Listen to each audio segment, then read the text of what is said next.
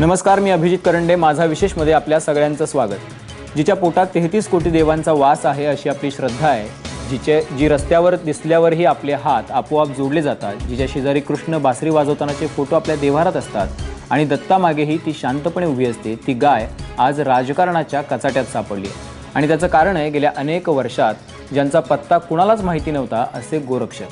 आधी उत्तर प्रदेशात अखलाकच्या घरात बीफ अर्थात गोवंशाचं मांस असल्याचा दावा करत त्याच्या घरावर हल्ला झाला, ज्यात अखलाकचा मृत्यू झाला. त्यानंतर अख्ख्या देशात उलटसुलट चर्चेला ऊत आला, पण वेळेसरशी वातावरण शांतही झालं.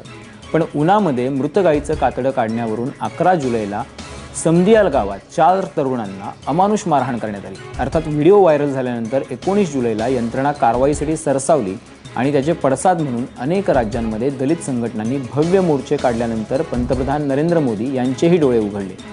अर्थात 25 दिवसानंतर मोदींनी गोरक्षणाचा धंदा करणाऱ्यांची खरडपट्टी काढली. त्यामुळे प्रश्न निर्माण झाला आहे की खरंच गोरक्षणाच्या आंदोलनात मवाली घुसलेत का? आणि या विषयावर चर्चा करण्यासाठी आपल्यासोबत आहेत भाजप प्रवक्ते मधू चव्हाण, गोरक्षक समितीचे राजेंद्र पाटील, सर्वोदयी नेते सुगन बरंट, रिपाई नेते अविनाश महातेकर आपल्यासोबत असणार आहेत आणि पुण्याहून असणार आहेत मिलिंद एकबोटे. पण सुरुवातीला एकदा आपण पाहूयात की नेमकं काय म्हणाले होते नरेंद्र मोदी. मैं कभी कभी ये जो गौरक्षा के नाम पर कुछ लोग अपनी दुकानें खोल करके बैठ गए हैं,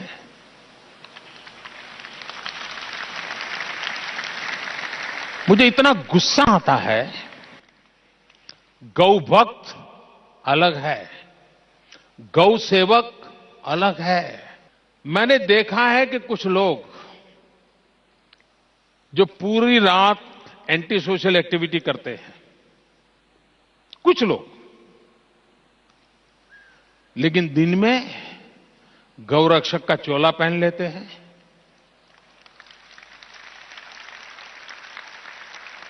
मैं राज्य सरकारों को अनुरोध करता हूं कि ऐसे जो स्वयंसेवी निकले हैं, अपने आप को बड़ा गौरक्षक मानते हैं, उनका जरा डोजियर तैयार करो. 70-80% ऐसे निकलेंगे जो ऐसे गोरख धंधे करते हैं जो समाज स्वीकार नहीं करता है, लेकिन अपनी उस बुराइयों को से बचने के लिए ये गौरक्षा का चोला पहन करके निकलते हैं. तर गोरक्षेचा झब्बा कोणी घातलाय आणि कोण आहेत ते तथाकथित मवाली घुसलेत का, या विषयावर आपली चर्चा चालू आहे. आपण सुरुवातीला सुगन बरंट सरांकडे जाणार आहोत. सर्वोदयी नेते आहेत. सुगन बरंट सर, कुठून आलेत हे सगळे तथाकथित जे मोदींनी ज्यांचा उल्लेख केला आहे ते कुठून घुसलेत? इतके दिवस ते कुठे होते? असं आहे, हिंदू धर्माचं ज्यांनी राजकारणामध्ये रूपांतर केलं त्या लोकांनी अशी खूप पिलावळ जन्माला घातलेली आहे. हे आपण नीट समजून घेतलं पाहिजे. ती वेगवेगळ्या नावाने आहे, मी त्या नावांचा उल्लेख करत नाही, परंतु ही पिलावळ, हा अनुभव आमच्यासाठी काही नवीन नाही आहे. हा अनुभव आम्हाला 1985 पासून आहे, जे मोदी आता सांगतायत. आम्ही 1985 पासून हे अनुभवत आहोत की लोकांनी तोड्या करून गाड्या सोडल्या. हे कसाही लोक आम्हाला सांगायचे, कारण आम्ही गांधीयन आहोत. बर गांधी विनोबांनी हे सांगितलेलं आहे स्पष्टपणे की कुठल्याही परिस्थितीमध्ये माणसाची हाल करून त्याला इजा पोचवणे होणार नाही, तर सवर्णांनी हा ज्याला आपण बहिष्कृत केलेला आहे तो व्यवसाय आपण स्वीकारला पाहिजे. बरोबर. आणि त्यामुळे या देशामध्ये एक मोठी लाट उभी राहिली. मी तुमच्या माहितीसाठी म्हणून सांगतो, 2002 मध्ये विजय दिवानने एक मृत जनावरांचे चामडी सोलणाऱ्यांचं संमेलन बोलावलं होतं गागोद्यामध्ये. आणि to my surprise there were 63 people, amongst them only one was, एकच माणूस असा होता जो शेड्यूल कास्टचा होता. बाकी सगळे उच्च वर्णीय होते आणि उच्च शिक्षित होते. हे सगळे कुठून आले होते? हे सगळे गांधी विनोबांच्या चळवळीमधून आलेली माणसं होती, ज्यांना आता वाटतंय की गाय हा, लोक म्हणतात गाय हा भावनेचा प्रश्न आहे, गाय हा धर्माचा प्रश्न आहे. हा हे अजिबात नाही. त्यांना जर असं वाटत असेल की हा भावनेचा आणि धर्माचा प्रश्न आहे, तर धर्माला वाचवण्यासाठी त्यांनी आता आपल्यातले लोक काढायला पाहिजे जे हे स्वीकारतील. आम्ही त्यांना 1 महिन्याची फुकट ट्रेनिंग देण्यासाठी तयार आहोत. समजले? तर ते आपल्या स्वतःतले कोणी लोक काढत नाही. पण सुगन बरंट सर, मुद्दा असा आहे की तुम्ही आता म्हणालात की तुम्ही त्यांची नावं घेऊ इच्छित नाही, तर मुद्दा मी तुम्हाला विचारतो की हे कोण आहेत? तुम्ही त्यांची नावं घ्या. म्हणजे आता ही चर्चा जर सुरू झाली आहे तर ते एका रेट्रोस्पेक्टिव्ह ह्याला जाऊ देत ना की ती नावं घ्या तुम्ही, म्हणजे लोकांना पण समजेल की हे कोण घुसलेले मावाली आहेत. ही नावं सगळी आहेत. आता तो जो उन्हामध्ये जो धरला गेला तो शिवसेनेचा प्रमुख होता. बरं झालं इथल्या शिवसेनेने त्याचं खंडन केलं. आणि तुम्हाला असे प्रत्येक आता हे विहीप आहे, बजरंग दल आहे, यांचे कितीतरी गल्ली बोळात अशी माणसं आहेत ज्यांचा विहीपशी काही संबंध नाही, ज्यांचा बजरंग दलाशी काही संबंध नाही, कारण यांच्याकडे काही मेंबरशिप नसते, यांच्याकडे काही पर्सनल कोड ऑफ कंडक्ट नसतो. अशी सगळी माणसं त्या नावाने फिरतात आणि ते काम करतात. अच्छा, तर अशी सगळी माणसं फिरतात आणि जर काम करत असतील मधू चव्हाण सर, तर अशा सगळ्या आता जी नावं सुगन बरंड सरांनी घेतली या सगळ्यांना तुम्ही एंडोर्स करता का? मग जे मोदी म्हणतायत की हे सगळे घुसलेले मावाली आहेत, तर हे तेच मावाली आहेत का?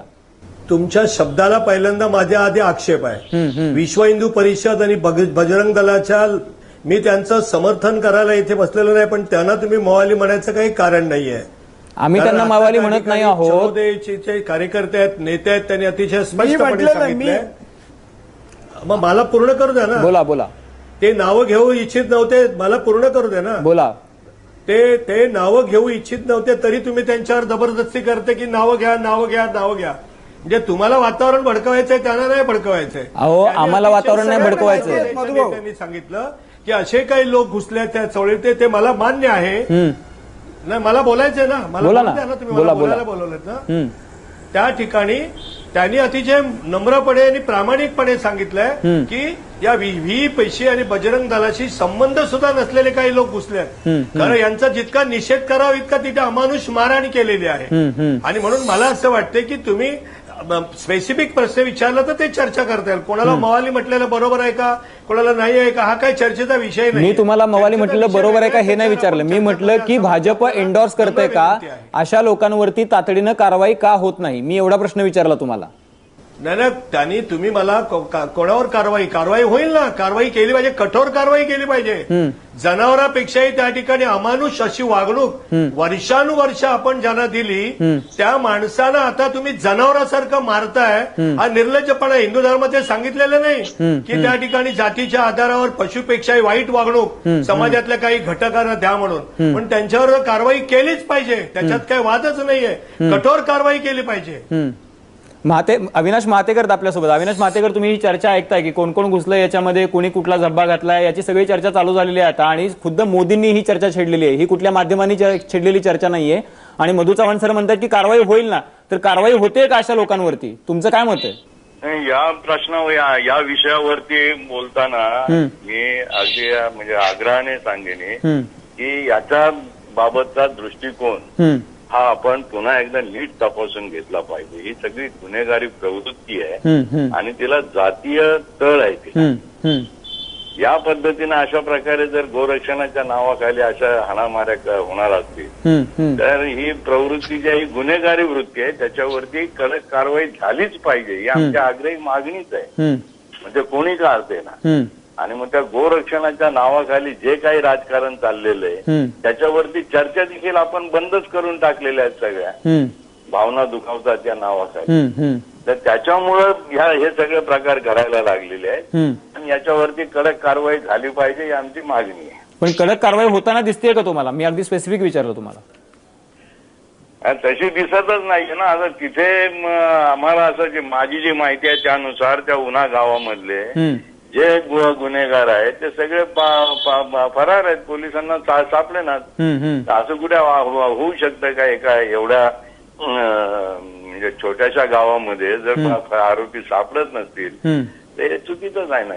मधू चव्हाण सर, 25 दिवस झालेत घटनेला, कालचा 26वा दिवस होता. तुम्ही म्हणताय कारवाई होईल ना, निषेध करावा तेवढा थोडा आहे. मग कारवाई होईल ना, तर कधी होईल कारवाई? म्हणजे 25 दिवस, 26 दिवस, 26 दिवसानंतर मोदी बोलले, कारवाई कधी होईल? बोला. मी महाराष्ट्राचा त्या ठिकाणी भारतीय जनता पक्षाचा प्रवक्ता आहे. मी गुजरातचा गृहमंत्री किंवा मुख्यमंत्री नाहीये. त्यामुळे ती कारवाई कधी होईल ही तुम्हाला इथे बसून सांगणार आहोत. जर ही 25 दिवस मिळाले नसतील, महातेकरांचं अतिशय बरोबर आहे की छोट्याशा गावातले लोक मिळत नसतील तर तिथली अकार्यक्षमताच आहे पोलिसांची तिथल्या. आणि त्यांना जे संरक्षण देत असतील ते तेवढेच गुन्हेगार आहेत. म्हणजे समाजामध्ये तेढ हे कोण तथाकथित गोरक्षक आहेत ना, ते हिंदू धर्माचं किंवा आपण असं वादासाठी गृहीत धरूया की ते कुठल्या तरी एखाद्या व्यापक हिंदू काम करत नाहीयेत ते.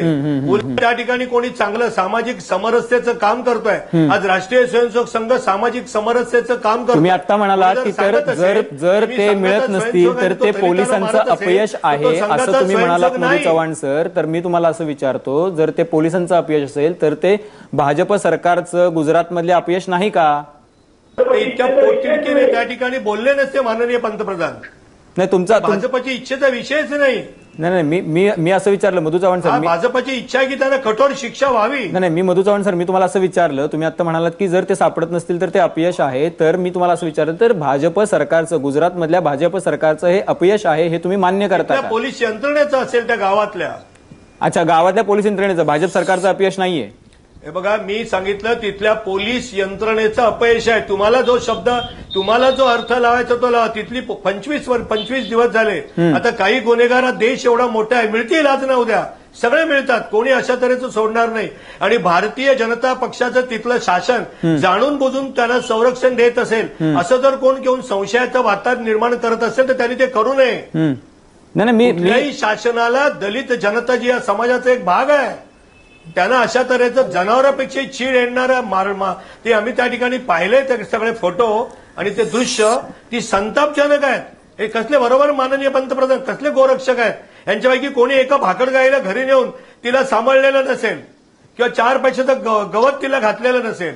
मग मुद्दा इतकाच आहे मधू चव्हाण सर, अतिशय पोटतिडकीने तुम्ही बोलताय की कुणी साधं 5 रुपयाचं गवतही तिला घातलं नसेल गायला आणि हे गोरक्षणाचा धंदा करत बसले. तर हे जी उपटलेली सगळी जनता आहे गोरक्षणाच्या नावाखाली, त्यांनी जे काही आता झेंडे हातात घेतलेले आहेत गोरक्षणाचे, यांना कसं थांबवणार आहात तुम्ही?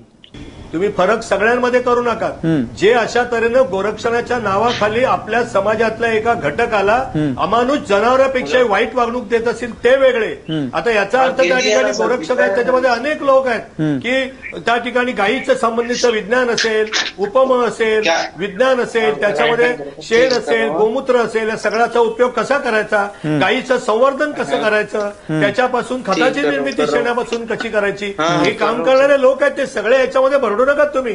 मी भरडत नाहीये. मी तुम्हाला तुम्ही मधू चव्हाण सर, मुद्दा असा आहे ना की मी तुम्हाला अतिशय स्पेसिफिक विचारतोय की हे जे घुसलेले लोक आहेत, मी तुम्हाला असं कुठं म्हटलं का की हे लोक आहेत, ते लोक आहेत, ते लोक आहेत, हे जे घुसलेले लोक आहेत यांना कसं थांबवणार, हा स्पेसिफिक प्रश्न विचारला मी. त्याचं उत्तर तुम्ही दिलेलं नाही. कसं थांबवणार त्यांना? अगदी त्यांना कसं थांबवणार म्हणजे जबाबदारी त्या त्या राज्यातल्या कठोरपणे थांबवण्याची शासनाची आहे. आणि त्याचबरोबर एक गोरक्षक ज्या ठिकाणी मंडळ असेल किंवा काही संस्था असतील तर आपल्या या कार्यामध्ये कोणी असे समाजकंटक घुसत तर नाहीत ना, याची काळजी त्यांनी पण घेतली पाहिजे की आपल्या संस्थेच्या नावाचा उपयोग करून कोणी समाजामध्ये दुहित निर्माण करत नाहीत ना. चला ठीक आहे. मी पाटील सर आणि खरं तर मला मिलिंद एकबोटेंकडे पण जायचं. मी थोड्या वेळासाठी सुगंधभरण तुमच्याकडे येतो पुन्हा एकदा. आता मधू चव्हाण सर म्हणाले की ती तिथल्या सरकारची पण जबाबदारी आहे आणि तशी ती समाजातल्या लोकांची, त्या संस्थांची पण ती जबाबदारी आहे. आणि थोड्या वेळापूर्वी ते म्हणाले की पोलीस तिथले अपयशी आहेत, सरकार काय अपयशी नाही. आता याच्याकडे कसं बघायचं? एक तर ते वारंवार गोरक्षा शब्द वापरतात. गोरक्षा ते करीत नाही, ते गो सेवा करतात, हे आपण नीट समजून घेतलं पाहिजे. असे जे गोसेवक असतात ना, ते खोऱ्याने आहेत, अगदी जीवदयावाले, अहिंसा परमो धर्म की जय बोलणारे आहेत. ते घरात गाईचं दूध सुद्धा घेत नाही, बाकीच्या गोष्टी दूर आहे. दुसरी गोष्ट, आत्ताची जी अर्थव्यवस्था आहे त्या अर्थव्यवस्थेमध्ये गाय वाचली पाहिजे हे अशक्य आहे. आम्ही गायीवर आधारित अर्थव्यवस्थेसाठी 33 वर्ष जे सत्याग्रह केला तो गायीवर आधारित अर्थव्यवस्थेसाठी. आणि आमच्या याच्यामध्ये नुसती गाय नाही, गोवंश आहे आणि त्याला जोडून आम्ही बीफ एक्सपोर्ट बंद व्हावं याची मागणी केलेली आहे. याचा अर्थ या देशातल्या जे काही कारखाने आहेत मांस निर्यात करणारे ते आपोआप बंद होतील. म्हणजे याचा अर्थ असा निघतो की हाताने जे कमवणारे लोक आहेत, जे कातडं कमवणारे, जे कत्तल करणारे, जे बीफ खाणारे, त्याला तसा विरोध नाही आमचा. हे समजून घेतलं पाहिजे. आम्ही काही शाकाहारी लोक नाही आणि आम्ही धर्माच्या नावाखाली हे काम केलेलं नाही. दुसरी गोष्ट अशी की जे लोक हे सगळं काम करतायत असं ते सांगतात, काय रचनात्मक काम आणि ते गोमूत्राचा उपयोग आणि हे आणि ते, हे सगळं ते सांगतायत. याची सगळी सुरुवात जी आहे ती सर्वोदय कार्यकर्त्यांनी फार आधी केली. बोंबटकरांनी, बंग साहेबांनी, हे सगळे गांधी विनोबांचे शिष्य होते. अलीकडे आता काही लोक त्याच्यामध्ये घुसले असतील तर त्याचं काय हे पण आपण समजून घेतलं पाहिजे. तिसरी गोष्ट अशी आहे की या सगळ्या संस्था ज्या आहेत, ज्या धर्माच्या नावाखाली गायीला वाचवू इच्छितात, हे एक सरळ सरळ थोतांड आहे असं माझं मत आहे. कारण धर्माच्या नावाने गाय कधी वाचली नाही आणि ती वाचू शकत नाही. ती समाजाचा उपयोगाची आणि भाग असल्याशिवाय, शेतकऱ्याच्यासाठी ती आवश्यक असल्याशिवाय ती वाचवण्याचं नुसतं नाटक करणं हे मतांसाठी तुम्ही करू शकता. मतांसाठी काही लोकांना काही काळ तुम्ही करू शकता. आता शेवटची गोष्ट मला तुम्हाला सांगायची आहे की पंतप्रधान बोलले इतक्या दिवसानंतर, खरं म्हणजे त्यांनी धावून जायला पाहिजे होतं. गुजरात त्यांची मातृभूमी आहे. त्यांनी त्यांच्या जखमेवर फुंकर घालायला पाहिजे होती तिथल्या लोकांच्या. ते न करता आता ते फक्त बाहेरून बोलतायत. हा अलीकडे ट्विटर आणि फेसबुकचा जमाना आहे. बरं झालं ते तोंडाने तरी बोलले, तेवढं ते भाग्य समजायचं. पण मला स्वतःला असं वाटतं की जर खरा नेता आहे तर त्यांनी तिथे जायला पाहिजे, त्या लोकांच्या समोर त्यांची क्षमा मागायला पाहिजे आणि त्यांचा आधार द्यायला पाहिजे. नक्कीच आधार द्यायला पाहिजे. इतक्या दिवसानंतर तुम्ही ज्या वेळेला बोलता तेव्हा लोकांना हे कळतं की याच्या मागे काही ना काही राजकारण आहे. नक्कीच आपण मधु चव्हाणांना विचारूया. कधी थांबणारच नाही, धर्मनीती आणूनही थांबणार नाही. नक्कीच सुगंध भरण सर, नक्कीच आपण मधु चव्हाणांना विचारूया. काय अर्थनीतीवरच थांबेल आणि ती शेतकऱ्यांच्यासाठी थांबेल. नक्कीच मधु चव्हाण सर, 25 दिवस झाले होते तरीही पंतप्रधान बोललेले नव्हते. ते धावून गेले नाही, त्यांच्या दुःखावर कोणी फुंकर मारले नाही. किंबहुना 11 जुलैला घटना झाल्यानंतर 19 जुलैपर्यंत गुन्हाही दाखल नव्हता.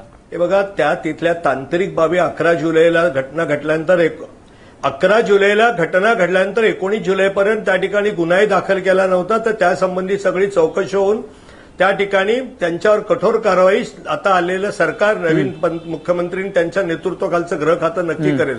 हा एक मुद्दा झाला.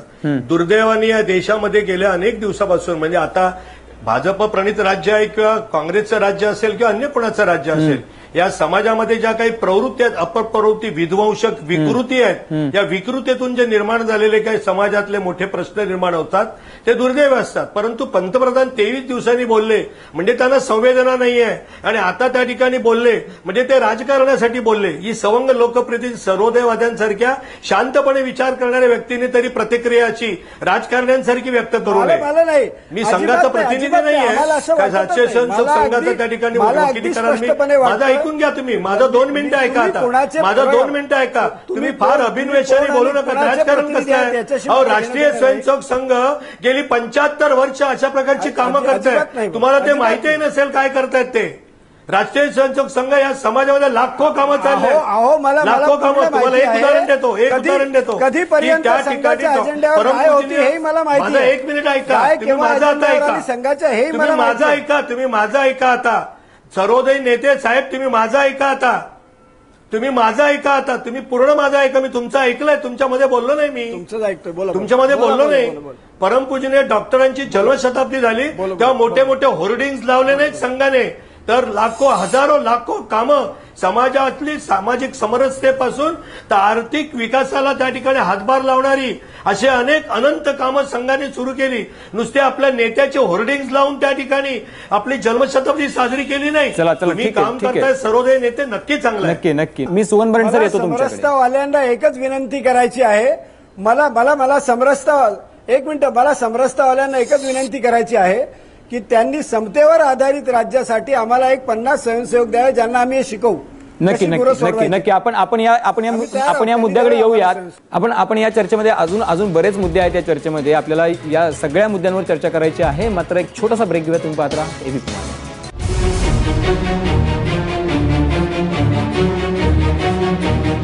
आपली चर्चा चालू आहे, गोरक्षणाच्या धंद्यामध्ये मवाली घुसलेत का?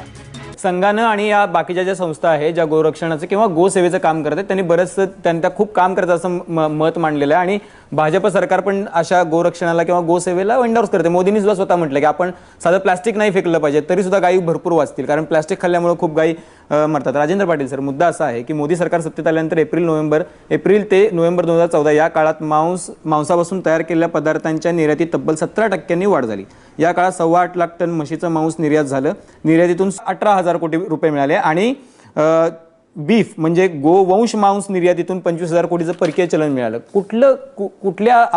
म्हणजे आपण राजकारण ह्यात होत नाही असं कसं म्हणायचं? सुरुवातीला विश्व हिंदू परिषद जी घटना घडली दलित हत्याकांडाबद्दल त्याचा आम्ही निषेध करतो.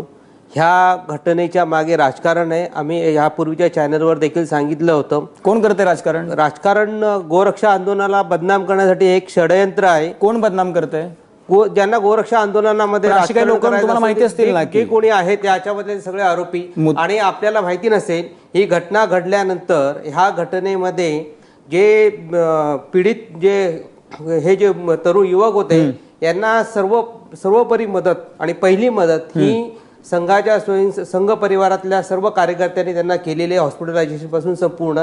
आणि ह्या हत्याकांडामध्ये जे आरोपी आहेत त्याच्यामध्ये एक मुस्लिम युवक देखील आहे. आमचं म्हणणंच असं आहे की गोरक्षा आंदोलनाला बदनाम करण्यासाठी हे काय ना काय पण कोण करतंय म्हणजे तुम्हाला कन्फर्म आहे का हे बदनाम करण्यासाठी षडयंत्र आहे? कन्फर्म आहे तुम्हाला? हो, कन्फर्म आहे. मग कोण आहे याच्या मागे? सरकार त्याची सगळी संबंध चौकशी करून 25 दिवसानंतर आरोपी सापडत नाही, तुम्ही चौकशी कधी करणार आणि कशी करणार चौकशी? चौकशी करणं विश्व हिंदू परिषदेचं काम नाहीये. मी तुम्हाला विचारलं की तुम्हाला अजून विश्वास वाटतो का 25 दिवस आरोपी न सापडणं हे अपयश तरी वाटतं का तुम्हाला? आम्हाला न्याय प्रणालीवरती आणि तपास यंत्रणेवरती पूर्ण विश्वास आहे. सत्य पूर्ण बाहेर येईल त्याच्यात. सत्यपूर्ण. मिलिंद एकबोटे आहेत आपल्यासोबत पुण्यावरून. मिलिंद एकबोटेची मगाशी पण मी तुम्हाला आकडेवारी सांगितली मी तुम्हाला मगाशी पण की 25,000 कोटी रुपयांचं परकीय चलन भारताला मिळालं मोदींचं सरकार आल्यापासून. आपण गोरक्षणाची गोष्ट करतो आहोत. मी तुम्हाला वेगळा प्रश्न विचारतो की कोण लोक यामध्ये घुसलेले आहेत की जे या आंदोलनाला बदनाम करतात? आता जसं राजेंद्र पाटील यांनी म्हटलं, नरेंद्र मोदींचं सरकार सत्तेवर आल्यापासून गोवंश किती प्रमाणात वाचला आणि किती प्रमाणात गोसंवर्धन झालं, गोशाळांचा विस्तार किती झाला, हा विचार आपण का नाही करत? नरेंद्र मोदींमुळे गोरक्षणाच्या कामामध्ये खूप मोठ्या प्रमाणात वाढ झालेली आहे, हे आपण लक्षात घेतलं पाहिजे. तुमच्याकडे काय आकडेवारी आहे की एवढ्या गायी वाचल्या, एवढ्या गायींचं संवर्धन झालं, इतक्या गोशाळा उभ्या राहिल्या, अशी काय आकडेवारी आहे आपल्याकडे? म्हणजे आपल्याला चॅनलच्या लोकांना, म्हणजे सगळ्या महाराष्ट्राला पण कळेल आपल्याला. या पश्चिम महाराष्ट्र हे माझं कार्यक्षेत्र आहे, बरोबर. आणि पश्चिम महाराष्ट्रामध्ये 100 गोशाळा वाढलेले आहेत गेल्या 2 वर्षात. आणि या ठिकाणी अनेक ठिकाणचे जे गोरक्षणाची कामं आहेत ती इतक्या मोठ्या प्रमाणात झालेली आहे. आणि त्या ठिकाणी काही ठिकाणी गोरक्षकांनी स्वतःच्या खिशातले पैसे टाकून स्वतःच्या घरातले दागिने गहाण ठेवून गोशाळा चालवलेल्या आहेत. मी तुम्हाला असं विचारलं, मिलिंद एकबोटे सर, मी तुम्हाला असं विचारलं की ही लोक कोण घुसली आहेत? आता जसं राजेंद्र पाटील म्हणाले की हे बदनाम करण्याचं षडयंत्र आहे गोरक्षकांना, तर तुमचं मत काय आहे की ही कोण लोक घुसलेली आहेत की हे सगळं यंत्रणा आहे की बदनाम करतायत?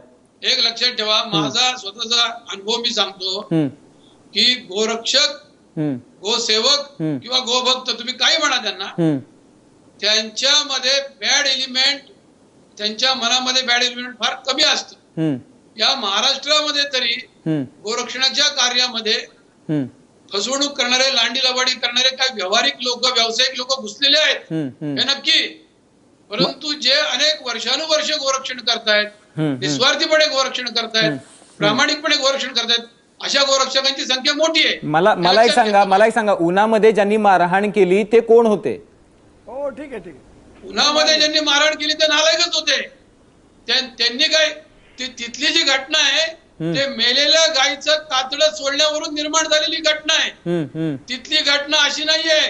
ते सगळ्या आता देशाला माहिती झाले ते कशावरून घडले हे अख्ख्या देशाला माहिती झालंय. तुम्ही म्हणालात की अशी जी लोक, गोरक्षकांना बदनाम करण्याचं काहीच कारण नाही याच्यात. बरं, ठीक आहे. अविनाश महातेकर, मी तुमच्याकडे येतोय. अविनाश महातेकर, आता तुम्ही सगळी चर्चा ऐकताय की सगळ्या आपल्या मान्यवरांचं म्हणणं की हे राजेंद्र पाटील म्हणतात, मिलिंद एकबोटे म्हणतात की हे कोणीतरी बदनाम करण्याचं षडयंत्र आखलेलं आहे. ज्या दलितांना उन्हामध्ये अतिशय अमानुष मारहाण झाली, म्हणजे माणसाला अशा प्रकारे वागवणं याच्या इतकं खरलं तर निर्लज्जपणाचं कृत्य नाहीये. तर ही ती लोक आहेत का ज्यांनी म्हणजे यांना बदनाम करण्यासाठी उन्हातल्या दलितांना मारहाण केली?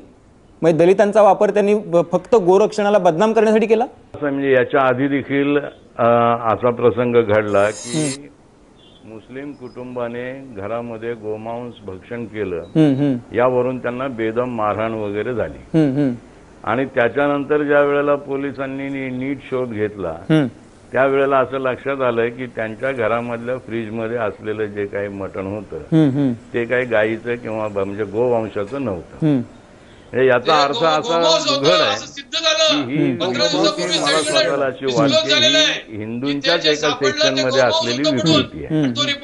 आणि ही विकृती जो त्यांच्या डोक्यामधला दलित मुस्लिम विरोध असा एक जातीय त्याला जो हे आहे त्यानं ती उसळी खाते आणि त्याच्यासाठी म्हणून याचा हा वापर करतायत. त्या गोसेवेला किंवा गोरक्षणाला बदनाम करण्यासाठी करतात की नाही याविषयी मला काही सांगता येणार नाही, परंतु या स्लोगनचा उपयोग करून या स्लोगनचा उपयोग करून दलितांना आणि मुस्लिमांना टार्गेट केलं जातं, ही वस्तुस्थिती. पण कोण असे कुठले एलिमेंट्स आहेत की जे टार्गेट करतात दलित आणि मुस्लिमांना स्पेसिफिकली?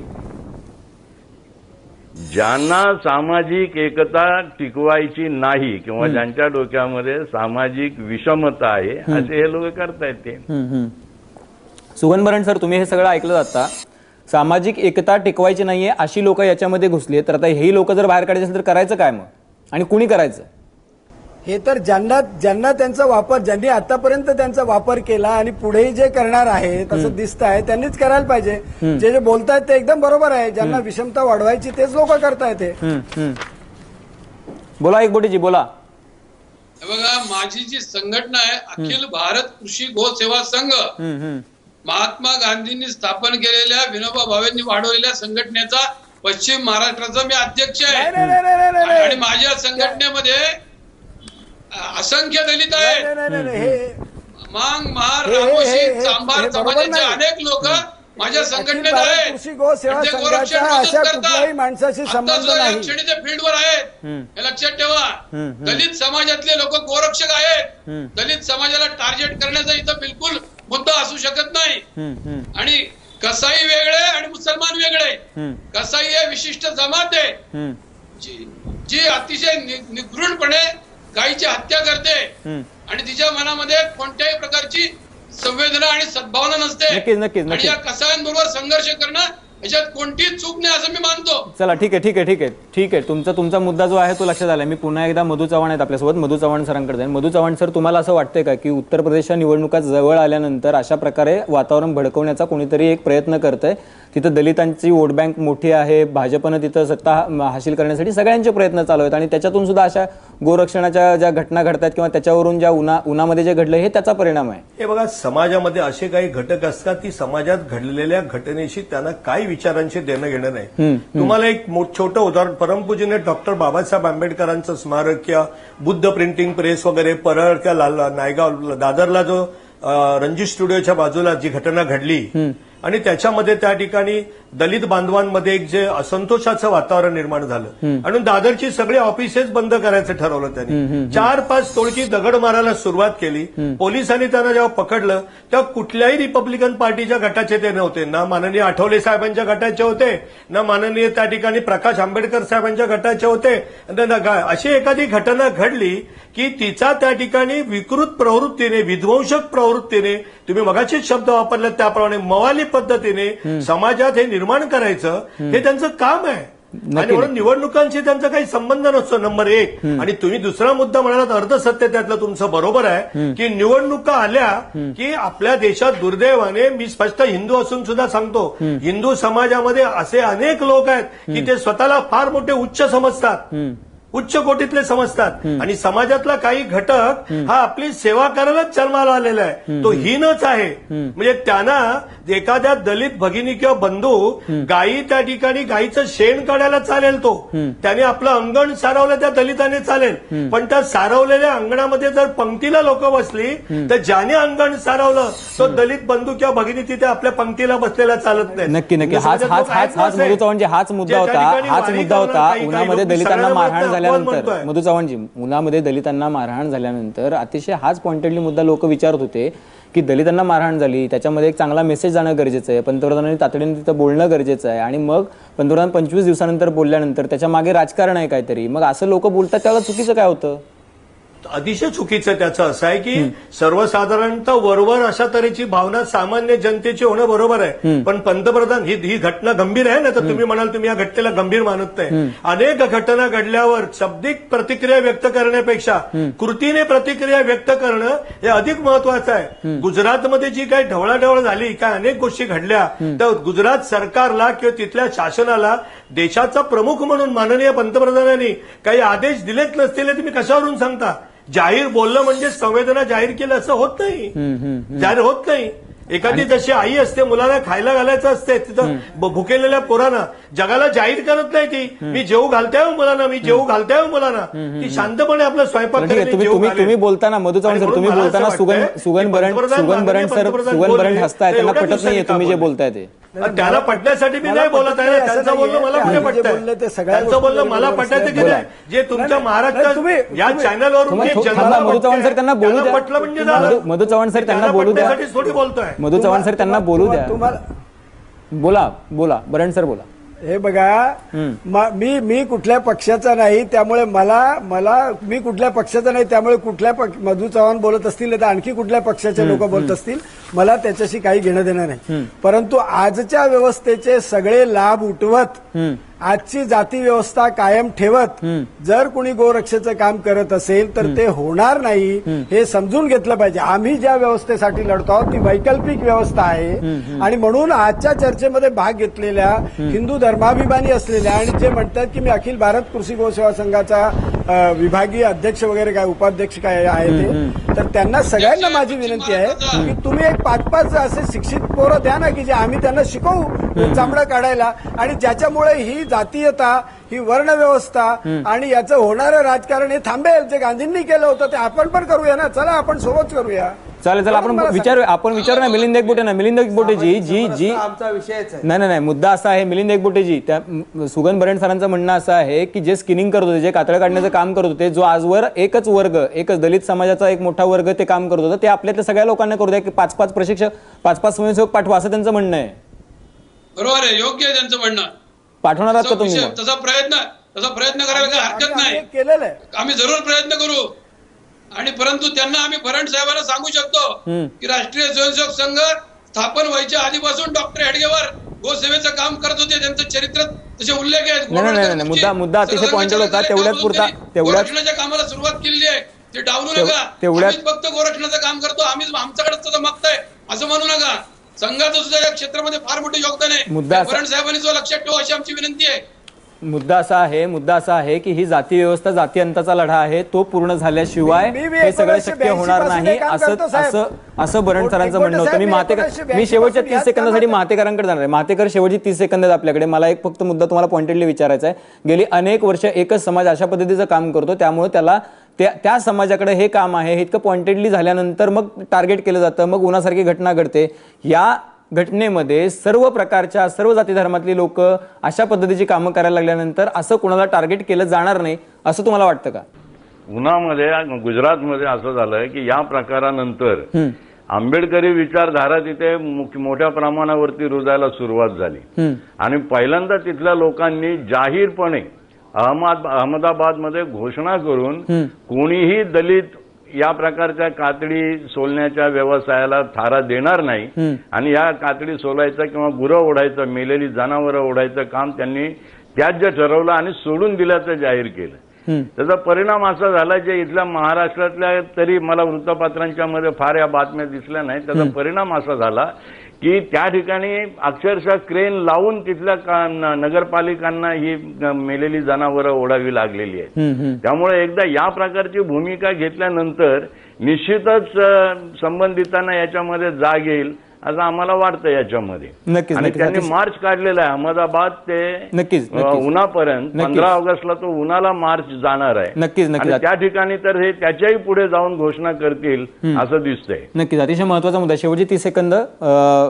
मधू चव्हाण सर, मुद्दा असा आहे की आता इतकी दहशत झाली की या गावातून त्या गावात गाय न्यायची म्हणलं, या शहरातून त्या गावात गाय न्यायची म्हणलं तरी लोकांना भीती वाटते, कुठला टेम्पोवाला तयार होत नाही, खूप प्रॉब्लेम्स येतात, लोक अडवतात, इतकी दहशत निर्माण झाली. आता ही दहशत कशी बाजूला काढायची? गोरक्षणासाठी जरी एखादा माणूस गाय नेत असेल तरी सुद्धा त्याच्या मनात दहशत आहे. अतिशय समाजामध्ये म्हणून म्हटलं आम्ही की ज्यांनी कोणी हे कृत्य केलंय त्यांना कळत नाही की आपण देशाचं, समाजाचं किती मोठं नुकसान करतोय. कायदा सुव्यवस्था याला जबाबदारी, कायदा सुव्यवस्था, पोलीस पण कमी पडतात. शासन ते नक्की करेल, अतिशय निष्ठुरपणे कारवाई करावी लागेल. पोलीस पण कमी पडतात आणि बरोबर जर कमी पडत असतील तर त्यांच्याविरुद्धही कारवाई केली जाईल. चला ठीक आहे, पोलीस जर कमी पडत असतील तर त्यांच्या विरोधातही कारवाई केली जाईल. त्यांच्या विरोधातही कारवाई केली जाईल. नक्कीच हे तुम्ही आश्वासित करताय. पण त्याचबरोबर आपल्याला ह्या सर्वांना एक गोष्ट आपण लक्षात घेतली पाहिजे की गेली 25 दिवस 26 दिवस ज्यावेळेला एकाच प्रकरणातले 4-5 आरोपी किंवा 8 आरोपी सापडत नाही, त्यावेळेला या सरकारवरचा, या पोलिसांवरचा जनतेचा विश्वास कसा राहणार? एखादी इतकी मोठी घटना घडल्यानंतर, देशभर जर दलित समाज रस्त्यावर उतरल्यानंतर जर आपले पंतप्रधान बोलत नसतील, 20-20 दिवस जर ते शांत राहत असतील, तर गोरक्षणाचा धंदा करणाऱ्यांना बळ मिळेल, नाही तर काय मिळेल? थोडासा उशीर झाला, पर देर आहे दुरुस्त आहे असं म्हणायला हरकत नाही. आपल्या सगळ्या मान्यवरांनी या चर्चेसाठी वेळ दिला त्याबद्दल धन्यवाद. आपण पाहत राहा एबीपी माझा.